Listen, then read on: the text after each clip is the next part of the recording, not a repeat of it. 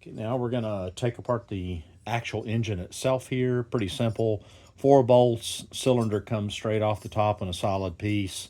There's gonna be a dangling piston and some rings on that there. And then the case itself, crankshaft is in here. This is a split case. You can see it right here. Sometimes the cases are split this way or even this way, where when you pull it apart and the crank is kind of cradled in the middle of the two cases.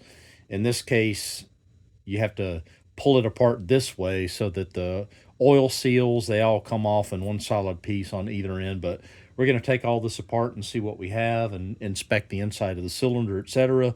We're going to have to source some oil rings for here. That's been kind of a little bit of a troublesome thing. I think I have a part number on it, but I'm going to have to reach out to my group and get some specifics on that to make sure we get the right oil seals in this for here. So let's get started.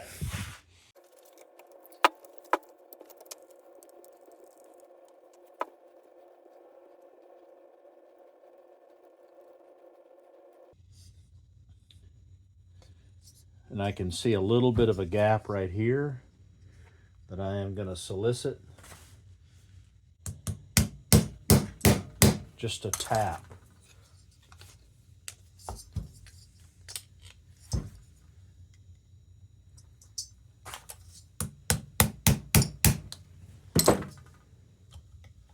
And it is loose.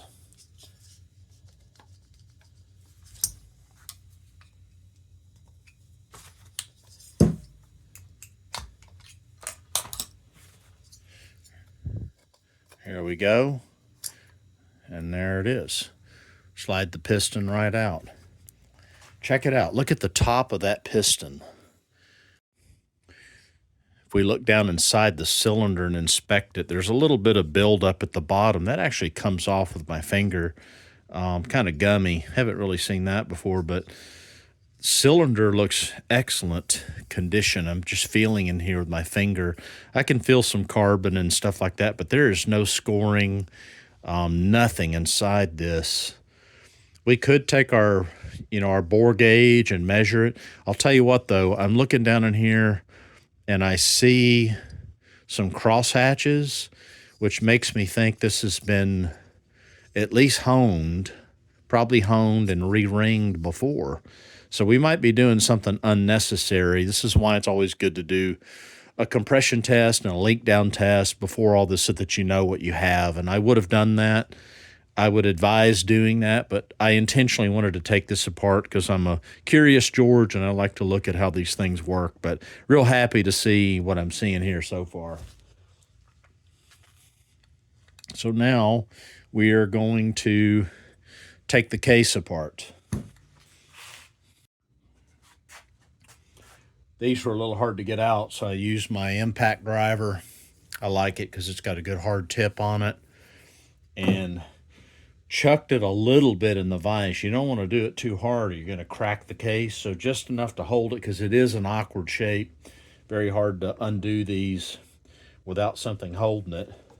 The rest is just unscrewing these.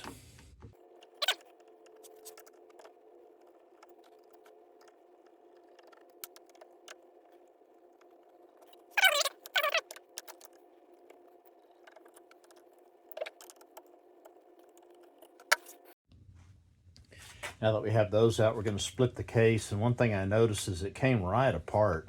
It's almost like there was no sealant in the middle. When we put it back together, we're going to put an anaerobic sealant in the middle. Being a little stubborn coming apart, that's normal. So this should slide right off the end there. And there's your bearings. And on the other side of that, you've got a seal. Probably not going to replace the bearings, but we will replace the seals. Maybe. Going to check those out and see. And then this side should also come off. It's being a little stubborn. Okay, so both of these came off pretty easy. I just tapped the end of this with the rubber end of this hammer just to get this half off. It shouldn't take much at all. The bearings look excellent. I'm feeling for any play in there. There's no play in there. Also feeling for any up and down motion here. on this connecting rod. It's okay to have a little bit of side-by-side like that. That's not a big deal. It's up and down is what you want to worry about, but that feels perfect. There's no problem with that crankshaft or piston. Take pictures along the way so that you notice, you know, which halves go where so that you can refer back to them. The next thing that we're going to do, we're going to take the rings off and we're going to put them in here, and we're just going to measure them with a feeler gauge. Okay, so this is where it gets interesting and a little bit technical. So we've carefully taken a ring, the top ring, off of this piston. When you do that, you want to really carefully twist it off. You don't want to try to expand it and wrestle it off, or you'll break it, because you might end up reusing the ring. So you carefully take that off, which I've done. I looked at the ring. It's a square cut ring, which means there's no bevels, there's no rounded edges or anything like that. Very basic ring, really old school stuff back in 1950s, etc. And then what I've done, if you can see it in here, I pushed it down inside here. Now, what we're going to do is we're going to push the ring down inside there by itself, and you have to push it down in there perpendicular to the cylinder. You know, you just want to get past the ports, not all the way down, but, you know, probably about an inch towards the bottom will give you a good base. And then if you can look, you can see, trying to get the light here where you can see it, right in there. There's a gap. So you can see that gap. That is what we're measuring. Very close to being a 2-inch cylinder. So that means we should have about a 8/1000th of an inch ring gap. So 8/1000th of an inch is what it should be. And so when I put this in here, I don't know if you're going to be able to see this, but I can easily slide it in there, and it's too easy, right? So what I have found with this one is if I use a 13-inch, or I'm sorry, a 13/1000ths, and I put this in here, it's just enough to go in, and that's the biggest one I can fit in there. So that tells me that the ring gap is a little bit too big for optimal compression. So what do we do about that? Well, we could not do anything at all. We could just put the rings back in there like they are.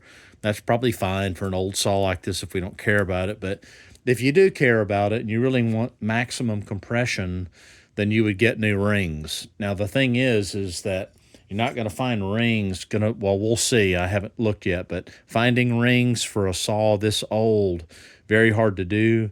So what you have to do is you have to get something close enough, which means you have to measure the thickness of the ring, the diameter of the ring, and then you have to file down and carefully Dremel down and file the end of that ring gap until you get it perfect. So that's what we're going to try to do. But if we can't find any rings, we're going to put these rings back in, because even though they're out of tolerance, they're probably close enough. I mean, let's be honest. I'm not going to use this saw for any competition. But what we are going to do is we are going to take this out here. I'm going to take that ring out. We're going to clean up all that crap that's down there in the bottom, clean up the cylinders really good, clean up the pistons real good. Maybe not put new rings in it and put it back together. The other thing that I mentioned earlier, is that these surfaces here that seal appear to not have had any kind of sealer on those. That's a good source for a leak, and in two strokes, having leaks in the crankcase is bad, because that ends up, you know, how the gas is drawn into the engine. So it's not just like oil leaking in a 4-stroke. It actually affects the performance of the engine.